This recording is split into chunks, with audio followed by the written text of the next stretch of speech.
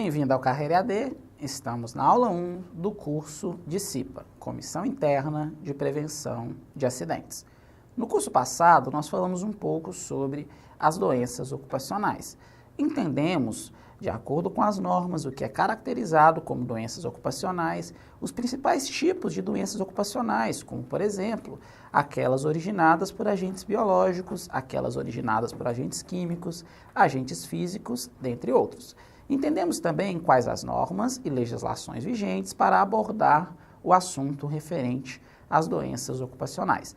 Nesse curso, nós vamos falar um pouco sobre a CIPA, que é a Comissão Interna de Prevenção de Acidentes do Trabalho. Vamos entender como que a CIPA surgiu, em quais países a CIPA começou a ser implementada, como que a CIPA surgiu e foi abordada no Brasil e sobre qual contexto ocorreram as modificações e atualizações vigentes na CIPA até hoje. Nesta aula, nós vamos trazer alguns conceitos básicos sobre a CIPA. Vamos falar um pouco do que é a CIPA, quando a CIPA surgiu, enfatizando o período da Revolução Industrial, o surgimento da CIPA no Brasil, levando em consideração a era de Getúlio Vargas, abordaremos também alguns conceitos básicos conforme a norma regulamentadora número 5, que é a norma do Ministério do Trabalho que rege a CIPA, tanto quanto a implementação, assim quanto referente à manutenção. Falaremos ainda de algumas CIPAs que são CIPAs mais específicas, de forma introdutória, como a CIPA-TR, que é a CIPA que é a Comissão Interna de Prevenção de Acidentes no Trabalho Rural, a CIPA-TP, que é a Comissão de Prevenção de Acidentes no Trabalho Portuário, e um pouco sobre a CIPA-MIN. Todas essas CIPAs, essas comissões, de forma bem introdutória, que teremos aulas para tratar especificamente sobre cada um desses grupos. Vamos falar um pouco do surgimento da CIPA. O que nós precisamos entender? A CIPA, que surgiu lá no início, lá no século XVIII, passando pelos séculos XIX, século XX e chegando no século XXI, especificamente nos países como o Brasil e em alguns outros países da América Latina, ela era totalmente diferente nos dias de hoje do que naquele período que ela surgiu. Lá na Inglaterra, na época da Revolução Industrial, por volta dos anos 1730, entre 1760, quando surgiu a CIPA, o objetivo principal dela era reduzir o número de acidentes, a quantidade, a frequência de acidentes na Inglaterra, porém em um âmbito de uma forma generalizada. Não existia uma preocupação de uma CIPA interna. Então, chamar a CIPA dessa época, desse período, como uma comissão interna, nem é muito correto, porque o objetivo era o objetivo mais generalizado. Através da CIPA, tinha-se como objetivo que aquelas empresas, aquelas indústrias que existiam na época, inicialmente indústrias da área têxtil, que foram as primeiras indústrias surgidas no contexto da Revolução Industrial, aquelas indústrias, junto com outra gama de indústrias que prestavam serviços para elas, e um pouco mais à frente de outros segmentos, elas tinham que reduzir o seu número de acidentes. Não existia uma preocupação exclusiva com a saúde do trabalhador, mas a preocupação maior era com as perdas. Como aquele trabalhador ele não ia desempenhar suas atividades naquele dia, a empresa acabava perdendo no que tange a questão de produtividade. Por esse motivo surgiu a CIPA. Já no Brasil, apenas nos anos 40, mais especificamente em 1943, que a CIPA surge, também como uma comissão mais generalizada, e não uma comissão que tinha como objetivos aplicações de um modo geral.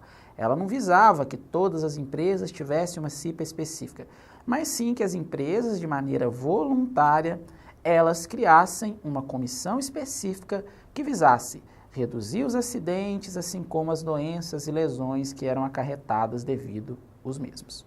Vamos falar mais um pouco do surgimento da CIPA no mundo. O que nós precisamos entender?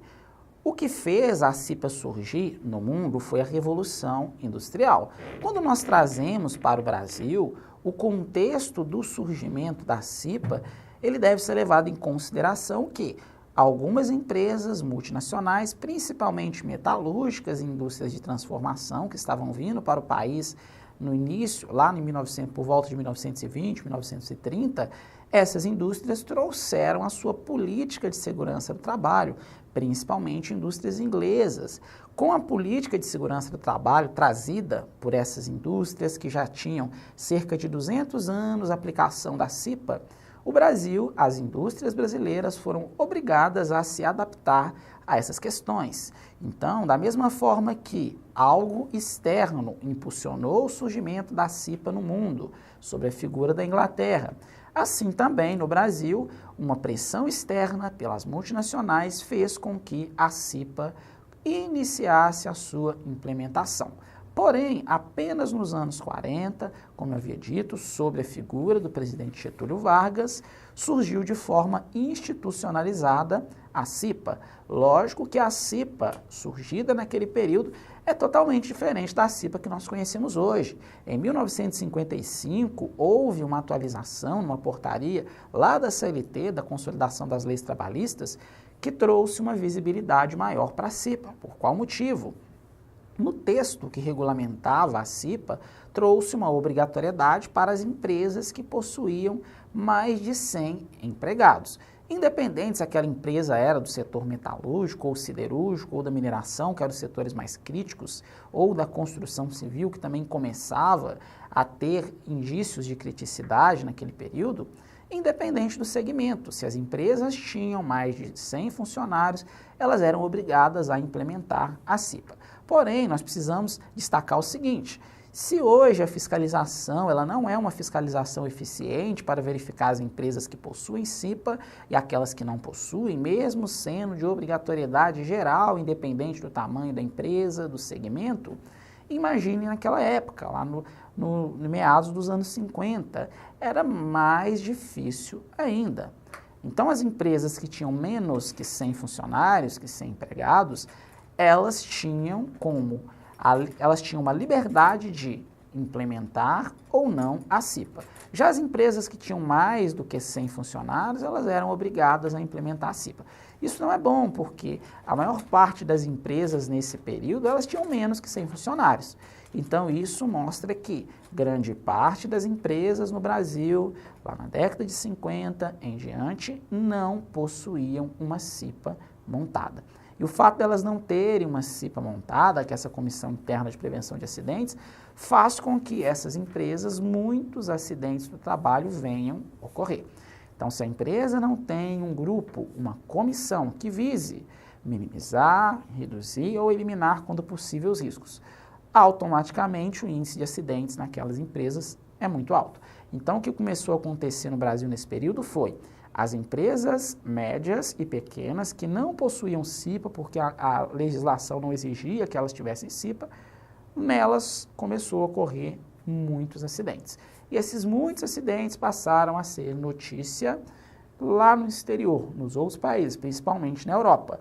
E o Brasil novamente começou a ser pressionado para modificar sua legislação de segurança. Vamos falar agora do surgimento da CIPA como nós conhecemos hoje. Por volta de 1977, porém mais especificamente em 1978, surge a Portaria 3.214 do Ministério do Trabalho. Essa portaria deu origem às NRs. Dentro das NRs, a NR5 é a norma que fala sobre a Comissão Interna de Prevenção de Acidentes do Trabalho. Essa norma, ela surgiu apoiada na CLT. Do artigo 154 até o artigo 200 da CLT, vocês irão encontrar vários itens, vários artigos, várias alíneas que vão abordar um pouco sobre a segurança do trabalho, inclusive abordagem sobre a CIPA. O que aconteceu quando surgiram essas NRs foi o uso como base dos artigos da CLT, que falavam lá no capítulo 5 da CLT, que abordavam sobre segurança e medicina do trabalho, e uma modificação e alteração, assim como inclusão de novos artigos. Lá na NR5, surgida em 1978, é um pouco diferente da norma que nós temos hoje por causa das atualizações. Todos os anos as normas passam por atualizações. Muitos itens são retirados, porém a maioria dos itens são acrescentados, visando uma melhoria daquela norma. Professor, por qual motivo que esses itens são tão atualizados nas normas? É um motivo simples.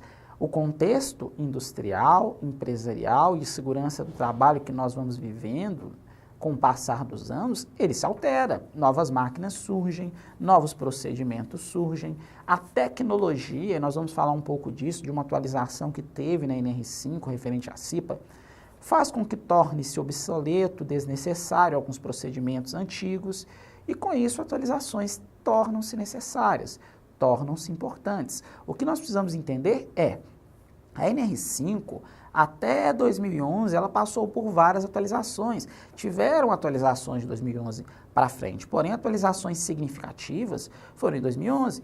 Um exemplo, antes de 2011, não era necessário que as empresas, quando a CIPA fosse montada, que elas protocolizassem tudo isso no Ministério do Trabalho. Além disso, sempre que ocorresse uma reunião, que é conhecida como reunião ordinária, que nós vamos aprender um pouco sobre essas reuniões numa aula adiante, era necessário que as atas dessas reuniões também fossem protocolizadas no Ministério do Trabalho.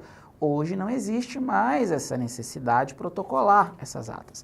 E aí vocês perguntam, mas por qual motivo não é mais necessário? Imaginem, se todas as empresas, independentes do porte, independentes do segmento, elas têm que ter uma CIPA. Aí nós vamos aprender que muitas das vezes será uma CIPA montada com representantes dos empregados e do empregador, ou uma CIPA com um designado ou representante, que vai ser apenas uma pessoa. Ainda assim, é uma CIPA. E, independente se é uma CIPA montada ou se é uma CIPA com um designado, ela tem que ter a documentação referente à CIPA, que a NR5 solicita. Imaginem todas essas milhares e centenas de milhares de empresas que existem no Brasil. Imaginem todas essas empresas protocolizarem lá no Ministério do Trabalho os acontecimentos mensais da Comissão Interna de Prevenção de Acidentes. Seria muito difícil que o sistema do Ministério do Trabalho conseguisse arquivar esses dados e dar o tratamento devido que eles precisam. Por esse motivo, hoje, isso foi atualizado em 2011, é necessário que tenha apenas o arquivamento na empresa de toda a documentação. Vamos falar agora da obrigatoriedade da CIPA. O que nós precisamos entender? Todas as empresas, elas têm que ter CIPA. Aí muitos vão se questionar o seguinte, professor, mas eu trabalhei numa empresa que não tinha CIPA. Olha, essa empresa que você trabalhou, ela poderia até não ter uma CIPA montada. Porém, existe a obrigatoriedade, e para ter uma CIPA montada, nós vamos ter uma aula de dimensionamento do SESMIT, então vamos falar um pouquinho do dimensionamento do SESMIT nessa aula, e vamos ter uma outra específica. Nós temos que entender o seguinte, para que ocorra de uma empresa ter que montar uma CIPA com representantes do empregador, que é o dono da empresa, e representantes dos empregados, que serão aqueles que serão eleitos, essa empresa ela tem que ter acima de 20 trabalhadores. Não significa que toda empresa que tenha mais de 20 trabalhadores ela vai ter que ter uma CIPA montada, porque depende também do grau de risco, que é um outro condicionante para o dimensionamento da CIPA.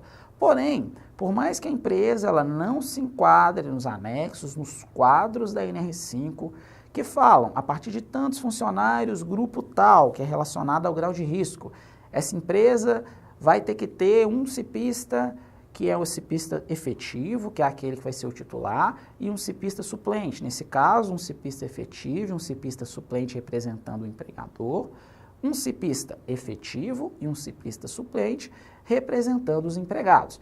Mesmo que a empresa não se enquadre nisso, ela tem que ter o que a norma chama como designado da CIPA. Logo, o que nós entendemos? Se a empresa ela tem apenas um funcionário, ainda assim ela vai ter que ter uma CIPA. Vai ser uma CIPA com representantes do empregador e representantes dos empregados? Não, mas vai ter um designado da CIPA responsável por responder pelas questões da Comissão Interna de Prevenção de Acidentes do Trabalho. O que muda é apenas o grupo da CIPA, que não vai ser um grupo constituído por representantes dos empregados e representantes do empregador. Porém, ainda assim, aquele designado da CIPA irá realizar as mesmas ações que a CIPA constituída com representantes dos empregados e representantes dos empregadores teria que fazer. Deixei um vídeo para vocês que mostra um pouco da importância do trabalho da CIPA.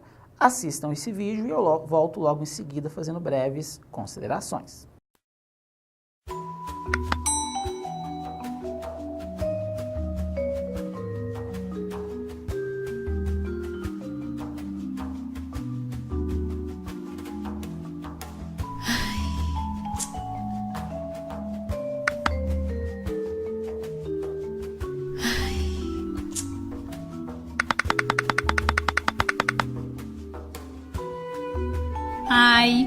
Esse elevador está demorando muito. Assim vou me atrasar para a reunião. Acho melhor ir pela escada.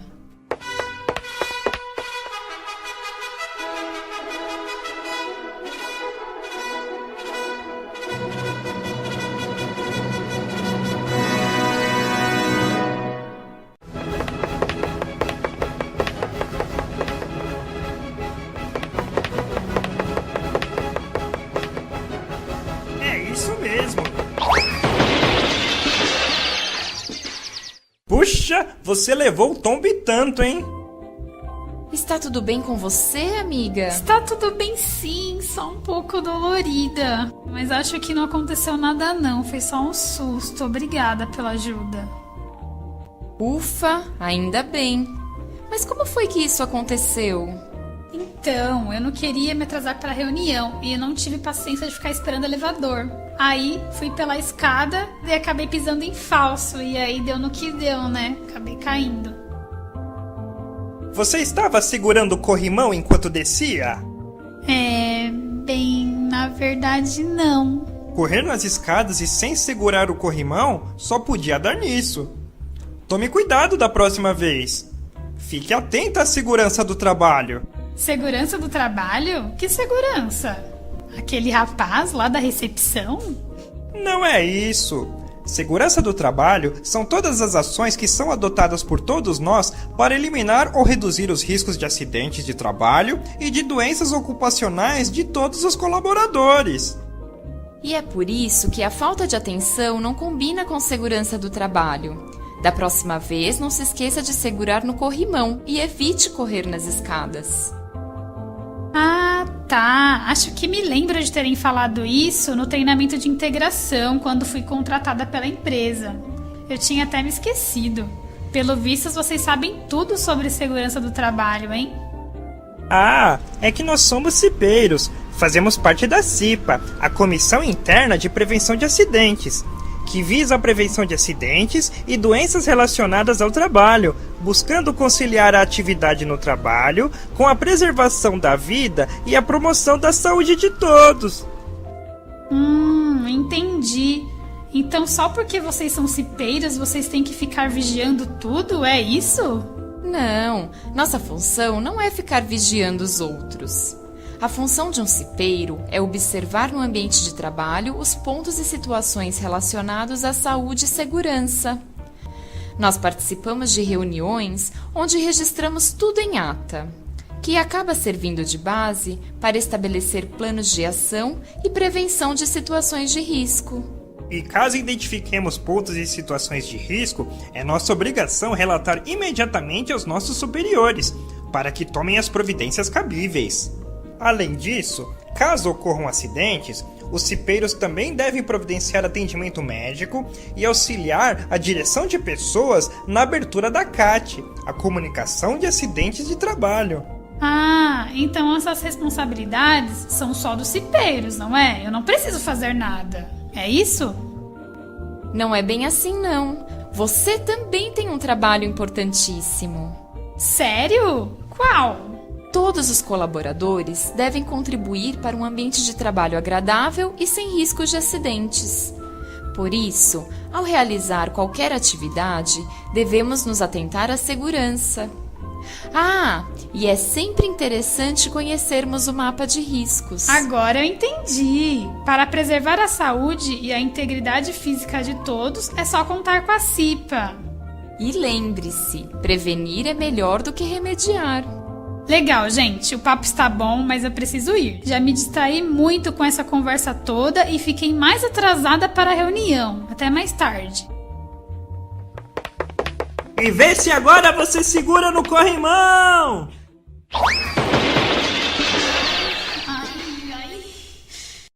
No vídeo que vocês assistiram, vocês puderam observar que a CIPA, ela é uma comissão que tem representantes da empresa sob a figura do empregador e representantes do empregado. Porém, quando nós falamos desses representantes, ambos têm como objetivo realizar as mesmas funções. Não existe um grau maior para aquele que foi eleito e um grau menor para aquele que foi indicado pelo empregador ou vice-versa. Ambos têm as mesmas funções e os mesmos objetivos. E como vocês puderam observar, a CIPA, muitas das vezes, ela vai realizar o serviço que o SESMIT, que é aquele serviço especializado em engenharia de segurança e medicina do trabalho, realizaria. O SESMIT, que é composto pelo técnico de segurança, pelo engenheiro de segurança do trabalho, pelo médico do trabalho, pelo técnico em enfermagem do trabalho e pelo enfermeiro do trabalho. Muitas empresas, para uma empresa ter que ter um técnico de segurança do trabalho, começar a ter um SESMIT, a maioria das vezes a principal figura do SESMIT vai ser o técnico, porque muitas empresas não são obrigadas a ter engenheiro, médico, enfermeiro, porém a partir de 50 funcionários, dependendo do grau de risco, a empresa já vai ter que ter um técnico. Só que essas empresas que têm menos que 50 funcionários, ainda assim elas têm que ter a CIPA, seja uma CIPA constituída com representantes dos empregados e dos empregadores, ou seja apenas o designado. Pensem comigo, se ela não tem o SESMIT, nem ao menos um técnico de segurança ali para fazer as questões de segurança do trabalho, mas ela tem a CIPA, quem irá assumir esse papel de prevenção de acidentes do trabalho vai ser a CIPA. Logo, nós entendemos a responsabilidade e a importância que essa comissão interna de prevenção de acidentes ela tem dentro das empresas. Vamos falar agora de alguns objetivos da CIPA. Quando nós entendemos que a CIPA é uma comissão interna de prevenção de acidentes do trabalho, logo nós conseguimos concluir que todas as questões referentes à prevenção de acidentes do trabalho serão objetivos da CIPA. Porém, a norma, ela traz alguns tópicos para falar sobre isso. Um dos objetivos da CIPA, que é elaborar um programa, um procedimento de prevenção de riscos e controle dessas medidas de prevenção de risco no trabalho. Um dos documentos que é responsabilidade da CIPA é o mapa de risco. Um mapa de risco, que é um documento que tem como objetivo fazer uma representação gráfica dos riscos. Por que uma representação gráfica? Porque ele vai utilizar um círculo que pode ser colorido com 5 cores diferentes. Cada uma dessas cores irá representar qual é o risco. Nós abordamos um pouco sobre isso em uma das aulas do curso de doenças ocupacionais. Quando nós falamos da elaboração do mapa de risco, a norma ela traz algo interessante, que ela diz o seguinte, que o mapa de risco ele é responsabilidade da CIPA. E muitas empresas, há o entendimento que o mapa de risco é responsabilidade do SESMIT, mas não é verdade. Como que o SESMIT vai atuar em uma empresa onde não existe um técnico de segurança do trabalho ou um médico do trabalho? Nós aprendemos que a maioria das empresas não terá um SESMIT montado, mas terá uma CIPA, seja na figura de uma única pessoa, que é o designado. Então, aquele designado ou os outros representantes da CIPA, quando existe uma CIPA montada, eles terão que fazer o mapa de risco. Se existe um SESMIT naquela empresa, o SESMIT irá dar assessoria.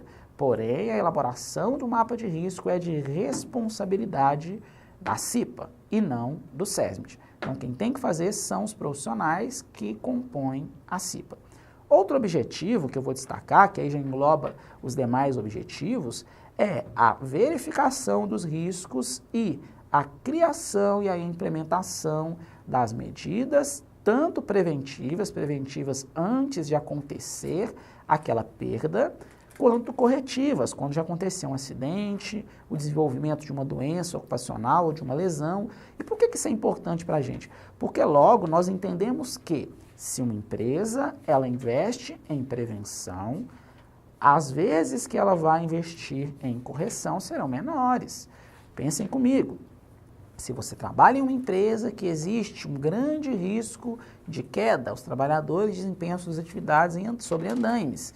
Se existe um grande risco de queda e essa empresa, sabendo disso, ela provê, digamos que aquele andaime, ele é um andaime sobre rodas. Ela sabe que o andaime sobre rodas ele tem que ter trava em pelo menos 2 das suas rodinhas. E ela providencia essas travas. Ela sabe que nenhum trabalhador pode se deslocar sobre o andaime. O andaime ele tem que estar parado. Ou o trabalhador descer para que ele seja deslocado para onde ele vai realizar aquela atividade dele.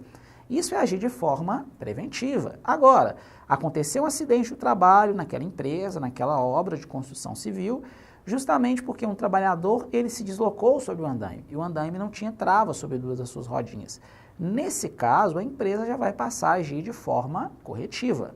Ela deveria ter atuado antes, preventivamente, e ela não atuou. Logo, ela vai ter que colher as consequências daquelas perdas, as consequências daquele acidente, e vai ser mais caro do que se ela tivesse investido em prevenção. Então, o principal objetivo da CIPA é trabalhar com a prevenção de acidentes e não com a correção desses danos, dessas consequências e destas perdas. Vamos falar agora um pouco sobre a composição da CIPA. Novamente, eu venho frisar isso, é importante entendermos que toda e qualquer empresa, independente do segmento, independente do tamanho, independente do porte daquela empresa, do grau de risco daquela empresa, ela tem que ter a CIPA. Porém, muitas empresas, por não estarem enquadradas, por não estarem caracterizadas lá no quadro 1 da NR5, que é o quadro que nos traz as diretrizes e os parâmetros para o dimensionamento da CIPA, logo essas empresas não têm que ter representantes do empregador e representantes do empregado, mas elas terão que ter um designado ou representante da CIPA, porque é importante novamente frisar sobre isso, porque a maioria das empresas que não possuem uma CIPA são aquelas que não têm a obrigatoriedade de ter uma CIPA com representantes dos empregados e do empregador. Logo, o que aqueles empregadores eles pensam? Olha, já que nós não nos enquadramos no disposto no quadro 1 da NR5, nós não temos que ter nenhuma eleição e nem indicar empregados para serem representantes da empresa. Por esse motivo, nós não temos que ter preocupação com a CIPA.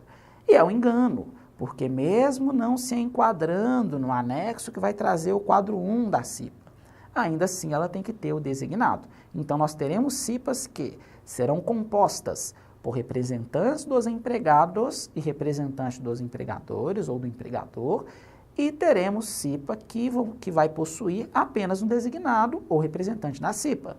Porém, todas as empresas devem ter constituído no seu corpo laboral a CIPA, porque é ela que é responsável pela prevenção de acidentes do trabalho. Vamos falar agora de alguns tipos de CIPAs. Por que nós precisamos falar desses tipos de CIPAs? Nós precisamos entender que existem outras normas que abordam a CIPA, porém elas trazem CIPAs que são CIPAs próprias ou CIPAs específicas, como a norma aborda. Quando nós falamos dessas CIPAs específicas, nós precisamos entender que a própria NR5 fala de uma CIPA centralizada. O que seria essa CIPA centralizada? Imagine você na sua cidade, com certeza pode não existir um centro industrial, mas existe um centro comercial, onde tem várias empresas, algumas lojas que desempenham atividades semelhantes. A norma, a NR5, ela traz a permissão, a autorização para empresas que possuam menos trabalhadores e logo não tenham necessidade de mencionar uma CIPA composta por representantes dos empregados e do empregador, que elas trabalhem em conjunto com empresas do mesmo segmento, do mesmo grau de risco ou de grau de risco maior, mas que o segmento seja o mesmo, que elas possam fazer uma CIPA em comum. Essa CIPA em comum é conhecida como CIPA centralizada. É muito comum ver isso na mineração, na construção civil. Muitas empresas prestam serviço no mesmo canteiro, no mesmo ambiente, logo por prestarem o serviço naquele mesmo ambiente, elas entram em conjunto, elas entram em comum acordo por terem poucos trabalhadores ou uma quantidade mediana de trabalhadores, e elas se unem e fazem um dimensionamento na CIPA, criando ali uma CIPA centralizada. Por que isso é importante? Aquelas empresas desempenham atividades no mesmo local, os mesmos riscos ou riscos afins, riscos semelhantes. Quando eu uno empresas diferentes em prol de uma mesma causa, que é a prevenção de acidentes do trabalho, eu crio uma comissão interna, um grupo mais forte. Então, essa CIPA centralizada ela é importantíssima, se ela for eficaz. Se ela for apenas de fachada, infelizmente acontece muito isso em muitas empresas, ela não vai funcionar, vai ser apenas um número e um documento comprovando que existe. Agora, se ela for efetiva e tiver essa participação constante dos trabalhadores, ela vai ser de suma importância para a prevenção de acidentes do trabalho. Outro tipo de CIPA mais específica é a CIPA-TR. a CIPA-TR, que é a Comissão Interna de Prevenção de Acidentes no Trabalho Rural. Lá na NR31, se você pegar, jogar aí no Google, NR31 CIPA-TR, o que você vai observar? Que muitos tópicos referentes à CIPA-TR são bem semelhantes ao que a NR5, que traz a CIPA de modo geral, ela aborda. Professor, trabalho numa empresa de atividade rural, qual norma que eu vou aplicar? A NR31 ou a NR5, que fala sobre a CIPA? Essa é uma boa pergunta. E aí nós precisamos entender o seguinte: se existe uma norma mais específica, e nesse caso é a NR31, eu vou abordar a NR31. Porém, se a NR31 ela deixar a desejar, ela não tratar de forma mais ampla, não é o que acontece, porque a NR31 ela é bem ampla.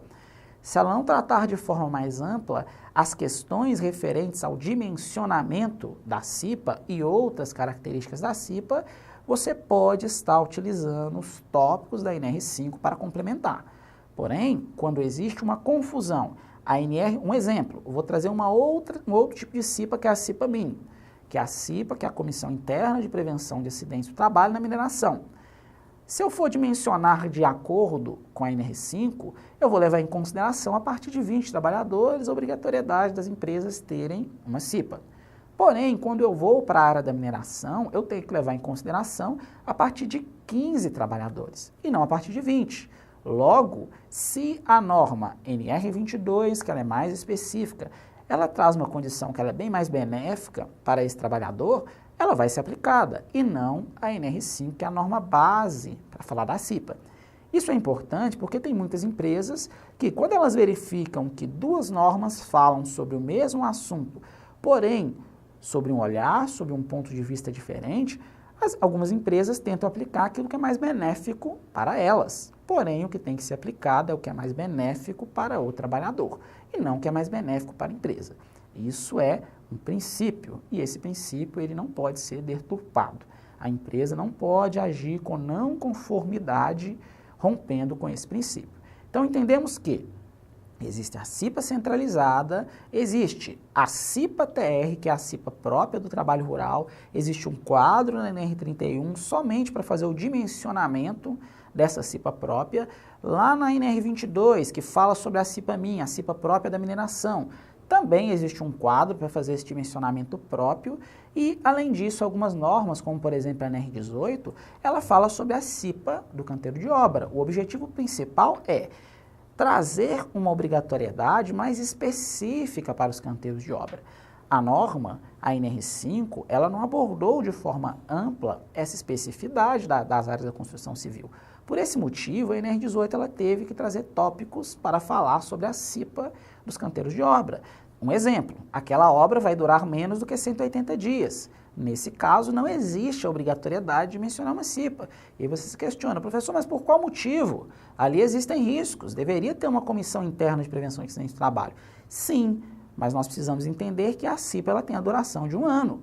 Se aquele canteiro de obra vai ter a duração de 180 dias, nesse caso, torna-se inviável existir uma CIPA. Se vocês dividirem, o que é que vocês vão observar? Que quando nós falamos de 180 dias, nós estamos falando de cerca de 6 meses. Cerca porque existem meses que têm 31 dias, outros que têm menos, como exemplo de fevereiro. Porém, se a empresa ela tem mais, professor, mas ela não tem 1 ano, ela tem 7 meses, 8 meses, 9 meses. Quando nós formos fazer o cálculo dos dias, vocês irão observar que ultrapassa 180 dias. Então, nesse caso, mesmo não alcançando 1 ano, uma CIPA terá que ser constituída para aquele período de obra. Isso é importante porque muitas empresas têm obras que duram 8 meses, 9 meses, 10 meses e não chegam a 1 ano. E tem empresas que não montam, que não constituem uma CIPA, porque o pensamento delas é, já que a CIPA tem a duração de 1 ano, o mandato daqueles cipistas, daqueles cipeiros, terá a duração de 1 ano, logo não é necessário montar uma CIPA, porque a obra vai durar 11 meses. Gente, se a obra ultrapassar 6 meses, for 7, 8, em diante, não alcançando 1 ano, independente de não ter alcançado esses 12 meses, a empresa tem que constituir uma CIPA. Além disso, existe a CIPA que nós chamamos de CEPATP, que é a Comissão de Prevenção de Acidentes no Trabalho Portuário. O trabalho portuário ele é regulamentado pela NR29, então, novamente, vários itens específicos irão ser abordados para falar sobre essa comissão de prevenção de acidentes no trabalho portuário. Vamos falar agora sobre o treinamento da CIPA. O que nós precisamos entender? Não é possível que esses trabalhadores que serão ou eleitos, ou indicados, ou designados para ser o representante da CIPA naquela empresa, eles trabalhem, eles desempenhem as suas atividades prevencionistas de forma efetiva, se eles não forem treinados. Um exemplo, como que um trabalhador, um cipista, ele vai identificar se o extintor está ou não vencido, se ele não tem conhecimento de como é feita uma inspeção no extintor. Logo, o treinamento ele torna-se imprescindível, com o objetivo que todos esses cipistas, tanto os suplentes, que são aqueles também chamados como cipistas reservas, assim como os titulares, independente se são representantes da empresa ou são representantes dos empregados. Eles têm que ser treinados, mesmo que sejam designados, porque caso exista uma necessidade, como um outro exemplo de investigação e análise de acidente, se ele não tem conhecimento das técnicas, das ferramentas, das medidas de identificação e análise, ele não vai conseguir fazer essa identificação de forma correta. Por esse motivo, o treinamento ele é primordial. De acordo com a norma, ele deve ter uma carga horária mínima de 20 horas. Por que eu estou enfatizando a palavra mínima? Muitas empresas têm o seguinte pensamento: olha, já que a norma fala que o treinamento ele tem que ser de 20 horas, então o treinamento que vai ser dado ao trabalhador vai ser de 20 horas. Gente, mas a norma, ela não trata de forma taxativa 20 horas. Ela fala que a carga horária é mínima. Se a empresa possui muitos cipistas e muitos riscos específicos, o adequado é que aquela empresa ela tenha uma carga horária maior. Não existe problema nenhum dela ter um treinamento de 30 horas, de 40 horas, de 50 horas. O que não pode acontecer é que ela tenha uma carga horária menor do que as 20 horas. Então, essas 20 horas que a NR5 ela traz para a gente, que ela aborda para a gente, é com o objetivo de ter uma base. No mínimo, 20 horas. Porém, não existe problema algum se essa empresa ela realizar o treinamento num período, num tempo, numa carga horária maior do que 20 horas. E dentro desse treinamento, várias questões, vários quesitos serão abordados. Todos eles tendo como objetivo preparar aquele cipista para atuar diretamente na prevenção de acidentes do trabalho. Acidentes estes que geram doenças, lesões, perdas, custos diretos, custos indiretos para a empresa. Por isso que é complexo fazer parte da CIPA. Infelizmente, em muitas empresas, fazer parte da CIPA tem como objetivo apenas a estabilidade, assunto que nós vamos abordar em uma outra aula. Vamos entender agora como nós dimensionamos a CIPA. Existem 3 características principais para o dimensionamento da CIPA, que é importante entendermos sobre isso. A primeira delas é: qual é o segmento dessa empresa? Para saber o segmento da empresa, a maior parte das empresas que são regulamentadas, elas vão ter um cartão CNPJ ou os registros referentes à atividade daquela empresa. Quando eu descubro qual é a atividade fim daquela empresa, eu vou lá na NR5 e verifico no quadro 3 da NR5. Nesse quadro 3, eu vou verificar por segmentos. Um exemplo, agricultura. Quando eu for verificar a agricultura, eu vou conseguir identificar que a agricultura ela faz parte de um determinado grupo. Esses grupos, eles são descritos por letras, como A1, A2, A3, B1, B2, B3, C1, C2, C3 e assim por diante. Quando eu encontro isso, eu preciso saber qual a quantidade de funcionários existente naquela empresa. Por qual motivo? Porque quando for feito o cruzamento dos dados, fui no quadro 3 descobrir qual é o grupo que a minha empresa, devido ao segmento que ela faz parte, qual é o grupo que ela vai estar enquadrada. Aí descobri que é o grupo C1.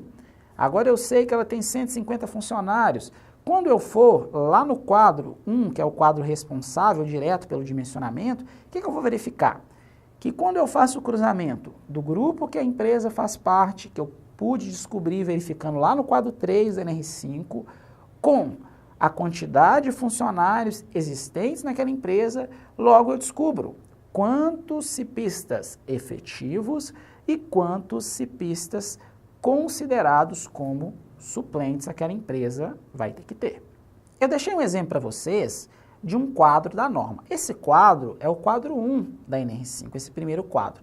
Lá nesse quadro vocês vão conseguir verificar, tem até uma demarcação exemplificando como que é feito o dimensionamento da CIPA. Primeiro nós precisamos entender que se eu não tiver o dado de qual é o grupo que a empresa faz parte, e para que eu descubra qual grupo a empresa faz parte, inicialmente eu tenho que saber qual é a atividade fim, o segmento. Vou no quadro 3, que eu vou mostrar para vocês adiante, o quadro 3 dessa norma. Vou no quadro 3 da NR5, descubro qual grupo que a empresa faz parte, já tenho a quantidade de funcionários que trabalham naquela empresa, somo os dois dados. Quando eu somar os dois dados, vocês vão observar que existe uma coluna que caracteriza especificamente a quantidade de trabalhadores, ela leva em consideração sempre de um extremo a outro, como exemplo, entre 20 até 31 trabalhadores, de 31 até 50 e assim por diante. Você vai verificar em quais níveis que a sua empresa se enquadra. Sua empresa tem 21 trabalhadores. Nesse caso, você vai verificar a primeira coluna, lá na primeira coluna, de 20 a 31, e vou verificar o seguinte: qual o grupo da minha empresa? Ah, o grupo C2. Quando eu observo no grupo C2, eu vou verificar se a minha empresa ela tem que ter representantes do empregador e dos empregados ou não. Se não tiver nenhum enquadramento para o grupo da sua empresa, significa que a sua empresa ela vai ter que ter apenas um designado da CIPA. Porém, o fato da empresa não se enquadrar nesses dispostos da NR15, do dimensionamento, não significa que ela não vai ter que ter CIPA. Como nós dissemos durante toda essa aula, ela vai ter que ter um designado da CIPA. Eu deixei um outro quadro para vocês, que esse já é o quadro 2. O quadro 2 ele não é muito útil para fins de dimensionamento. Por qual motivo? Quando você vai no quadro 3, você já consegue verificar qual é o grupo da empresa. O quadro 2 ele é apenas para afirmar isso, porque lá vai vir de forma mais pormenorizada, de forma mais específica. Porém, utilizando apenas o quadro 3 para descobrir o grupo e o quadro 1 para descobrir a quantidade de representantes da CIPA, já é possível fazer o dimensionamento. Para fechar, eu deixei para vocês um exemplo do quadro 3, que vocês vão observar que lá no título do quadro 3, lá na norma, no NR5, vai falar sobre, um dos títulos é o CNAE, que é a Classificação Nacional de Atividade Econômica. Porém, o objetivo principal não é pegar o código do CNAE, mas é descobrir qual é o grupo. Descobrindo apenas o CNAE, dificilmente eu vou conseguir descobrir de forma rápida qual grupo. Agora, se eu sei qual é a atividade fim daquela empresa, o segmento daquela empresa, eu descubro com mais facilidade, porque as letras elas estão relacionadas com os segmentos. Então, descobri o segmento, vou lá no quadro 3 e consigo descobrir qual é o grupo. Quando eu descubro o grupo, eu vou no quadro 1 e eu realizo o dimensionamento da CIPA. Vamos revisar?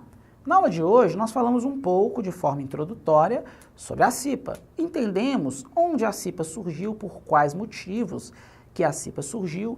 Entendemos um pouco a história da CIPA no Brasil, que lá nos anos 40, sob a figura do presidente Getúlio Vargas, quando foi promulgada a CLT, a CIPA surgiu dentro do capítulo 5 da CLT. Aprendemos ainda que as empresas, independentes do segmento, do tamanho, elas são obrigadas a constituir a CIPA. Porém, muitas empresas terão que ter uma CIPA apenas como designado ou representante na CIPA. Outras empresas terão que realizar uma eleição para que seja constituída essa CIPA. Além disso, entendemos que seja a empresa que tenha que ter uma eleição e indicação de representantes para a CIPA, ou seja aquela empresa que vai ter apenas um designado. Ambos precisam passar por treinamento. Treinamento esse que, no mínimo, de acordo com a norma, deve ter 20 horas de duração.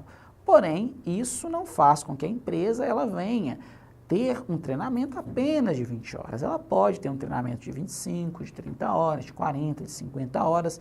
Adequar esse treinamento obrigatório à realidade, ao contexto e aos riscos existentes naquela empresa. E abordamos, no final, como dimensionar a CIPA.